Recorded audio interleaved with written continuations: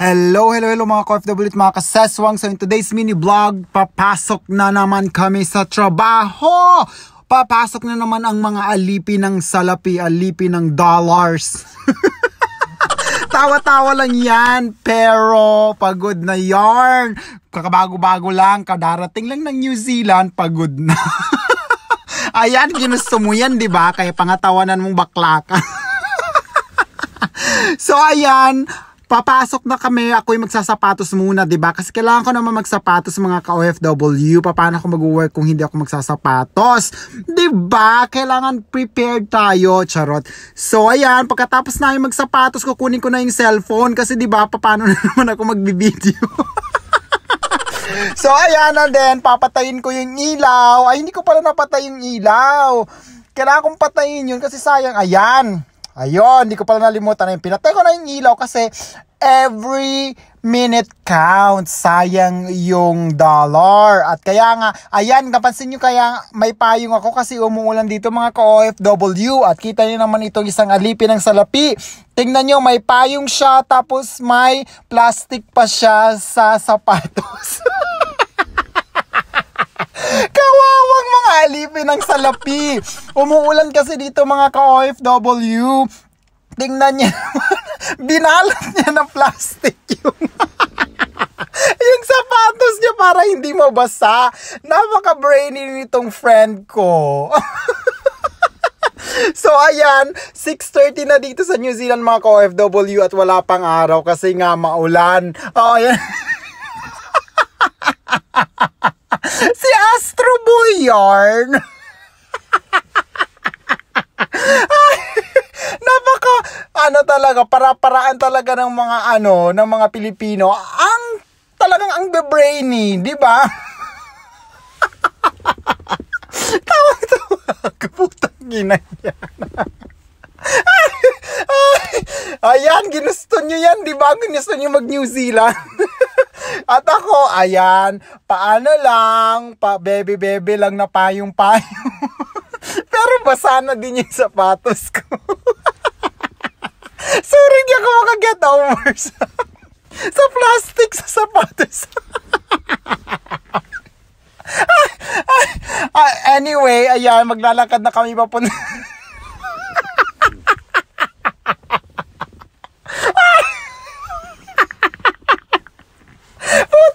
Puta, nahirap siya maglakad kasi naka-plastic. Ay, tangina ito. Ay, puta. So, ayun, wala na akong nagawa. Ayun, tinatawanan ko siya kasi tinitignan siya ng mga nakakasalubong namin. Sabi siguro mga nakasalubong namin, alien ba to? So ayan, dumating na kami dito sa pinagtatrabahuan na. Tingnan niyo kung paano siya maglakad. Hirap na hirap siya sa kagagawan niya. So ayan, dumating na nga kami dito sa rest home. Ayun na. O ayan, tatanggalin na yung yung costume niya. Ayan, di ba? At least daw hindi siya nabasa. Ay, nako. Sumakit ang ulo ko doon. Di ba, bongga. Hindi nabasa yung sapatos niya. Napaka-brainy niya doon. So, ayan, magaling. Talagang nilaban niya talaga. Wala na siyang pakialam sa mga taong tumitingin sa kanya. Ay, butik na yan. At ayan nga, kakarating ko lang sa work. Ayan, ang bumungad sa akin, ayan, may shift daw ako mamaya kasi kulang ang tao. May umabsent daw. Ay, naku, kalokang buhay naman to. Ayan na manager ko. Supla dito. Siya na nga yung nagpapakover ng shift. Siya pa yung suplada. Nakakaloka. At ayan, ako ay magta-time in din kasi, di ba, paano naman mabayaran tayo? Syempre, paano tayo mababayaran kung hindi tayo magta-time in? At ayan, dahil sa sobrang excited kong umuwi kahapon, nalimutan ko palang mag-clock out kahapon. O diba, tatanga-tanga si bakla. So ayan, nako, kaloka. Ayan pala yung mga ka-work ko. Ayan siya, yun din siya. Si Mama Ranks, ayan siya, si Miss India, si Ate Jinky, at wala pa nga yung iba. At ayan, after ng work, ayan, ako'y uuwi na, pauwi na at maulan pa din. Nandyan pa rin yung payong, syempre, kasi maulan. Pero wala na yung isang alipin ng salapi kasi 7 to 7 siya for today's video. So tara, samahan nyo akong umuwi. At dyan lang kayo, manood lang kayo. Putang hirap-hirap mag voice over ha. Tapos hindi nyo rin naman ito tatapusin itong video na to. Diyos ko, mag-skip video naman next video. Mga hayop kayo na pagod lang ako dito mag voice over. So ayan, tuloy yung voice over kahit hindi kayo makinig. So ayan, pauwi na ako. Maglalakad ulit ako ng 4 to 5 minutes na maulan. Maulan na araw dito. Maulan ng day dito sa New Zealand. So ayan, nakita niyo naman ang ulan, no? Ang lakas-lakas, diba?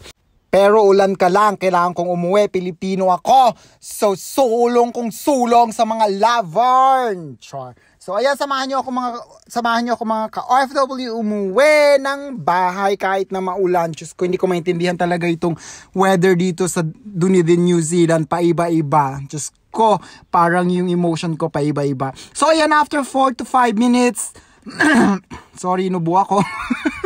After 4 to 5 minutes, dumating na nga ako dito sa bahay. At ayan, tumila na nga yung ulan. Ayan, pagdating ko nga sa bahay, may pagkain na. Ayan yung pagkain na niluto nila. Ayan yung pasta. At ayan, isa pang sinigang. Yan yung food. Diba, gutom na gutom ako. Nauna pa palang umuwi itong ang isang alipin ng salapi sa akin. Akala ko 7 to 7. At ayan, nadatnan ko si D kasi off nga siya. Ayan, nagluluto siya. Kasi nga daw, para may makain ako. Pagdating ko sa work, kasi alam daw niya na pagod ako. Kilig yan tinggal ni bakla. So ayan, kakain na kami. Ay, hindi pa pala kami kakain na yan, sumahod na. Ayan, nagko-compute na sila kung magkano ang conversion at magkano yung padala. Nagko-compute na sila kung magkano yung ipapadala nila sa Pilipinas at magkano yung bayaran ng bahay at ng kuryente. So ayan, si Jong, nakabonggang-bonggang kalakal siya. Nakailang oras siya ngayong fortnight. So, hindi niya alam kung saan dadalhin yung pera niya. So, ayan, kakain na nga kami after namin mag-compute ng mga bayarin sa bahay at bayarin sa kung ano-ano pang bayarin. Walang katapos ang bayarin. So, ayan, nagluto na si D. Yan pala yung niluto ni D. Ayan, di ba ang laki-laki ng drumstick dito mga kabayan, mga ka-OFW. Di ba? Ayan, yung favorite ko yung bago, yung Greg's barbecue, ang sarap. Ay, ayan pa, bulalo niluto din ni D. Ang bongga yung mga niya, si D, diba? Ganyan yan siya, super caring, loving, yan si D sa akin. Sana kayo din kinikare at nilalove ng mga jowa nyo, no?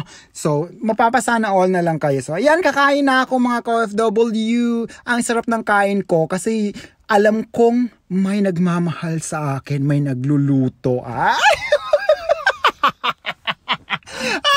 So kung walang nagluluto sa inyo at walang nagpiprepare ng pagkain nyo, ay nako, sarili nyo na yan, kaya nyo na yan, wag nyo na akong gayahin, di ba? Kasi ako'y pinagpala ako'y mahal ng Diyos. So kung wala kayo, tanangin nyo na lang yung Diyos nyo kung bakit wala kayo.